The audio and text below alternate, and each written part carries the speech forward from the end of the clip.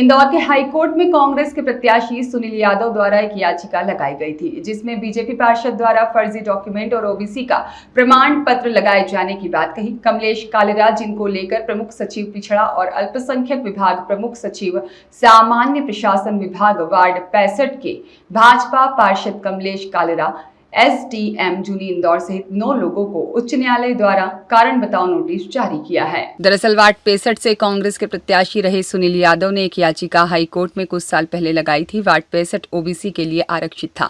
इस वार्ड में कांग्रेस प्रत्याशी सुनील यादव ओबीसी वर्ग से आते हैं। सुनील यादव के सामने प्रत्याशी कमलेश कालेरा द्वारा ओबीसी वर्ग से होना बताया गया था। चुनाव लड़ा गया था, जहाँ हाईकोर्ट के निर्देश पर छानबीन समिति द्वारा 3 साल तक जाँच करने के बाद यह निर्णय सामने आया कि 2009 में जारी हुआ था, जबकि छानबीन समिति समक्ष यह जांच करवाने गए थे और किस आधार पर पिछड़ा वर्ग का प्रमाण पत्र जारी हुआ, क्योंकि सिंधी समाज सामान्य वर्ग में आते हैं।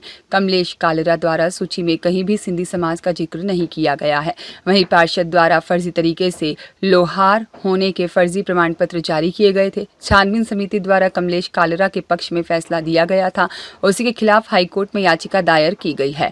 और वहीं अधिवक्ता मनीष यादव ने हाईकोर्ट से मांग की है कि हाईकोर्ट की निगरानी में फर्जी प्रमाण पत्र की जाँच की जाए। हाईकोर्ट द्वारा सहमति दिखाते हुए प्रमुख सचिव पिछड़ा और अल्पसंख्यक विभाग, प्रमुख सचिव सामान्य प्रशासन विभाग वार्ड 65 के पार्षद कमलेश कालेरा, एसडीएम जूनी इंदौर सहित 9 लोगों को उच्च न्यायालय द्वारा कारण बताओ नोटिस जारी किया है। वहीं अधिवक्ता द्वारा मांग की गई है कि कमलेश कालेरा का फर्जी प्रमाण पत्र निरस्त किया जाए और आपराधिक मामला भी दर्ज किया जाए। नोटिस जारी की है।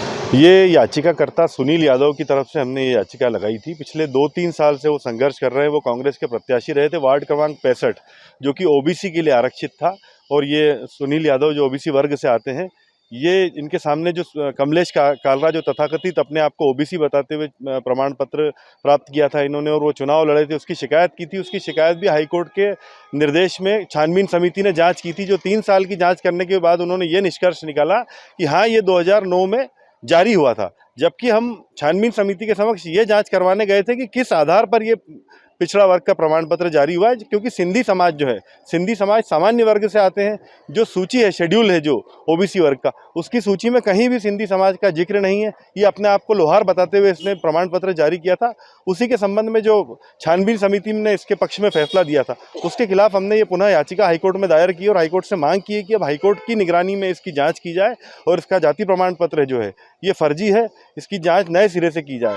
तो माननीय न्यायालय ने पिछली सुनवाई जो अभी 2 दिन पहले हुई थी, उसमें हमारे तर्कों से सहमत होते हुए कमलेश कालेरा, पिछड़ा और अल्पसंख्यक विभाग के प्रमुख सचिव, सामान्य प्रशासन विभाग के प्रमुख सचिव, जूनी इंदौर एसडीएम समेत लगभग 9 लोगों को कारण बताओ सूचना पत्र जारी करके 6 सप्ताह में जवाब मांगा है। ये हमारा यही आरोप है कि ये फर्जी प्रमाण पत्र है। इसके जो रिश्तेदार हैं वो तक सामान्य वर्ग से आते हैं, सामान्य वर्ग का अपने आप को बताते हैं। जो इसके पिता है, कोई इसके पास ऐसे कोई दस्तावेज नहीं है, ये पाकिस्तान से आया हुआ व्यक्ति है। और जब कलेक्टर ऑफिस से जानकारी मांगी गई है, तो छानबीन समिति के समक्ष ये जानकारी आई है कि इसके संबंध में कोई भी दस्तावेज उपलब्ध नहीं है। चूँकि ये सत्तारूढ़ पार्टी का पार्षद है, इसलिए इसको राजनीतिक संरक्षण प्राप्त है, जिसके चलते इसके फर्जी प्रमाण पत्र को सही बताने का प्रयास किया जा रहा है।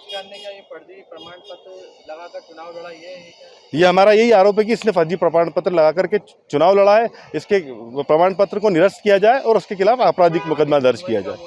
इसकी ग्रीष्मकालीन अवकाश के बाद अगली सुनवाई होगी। मनीष यादव, अधिवक्ता। रियाज खान की रिपोर्ट।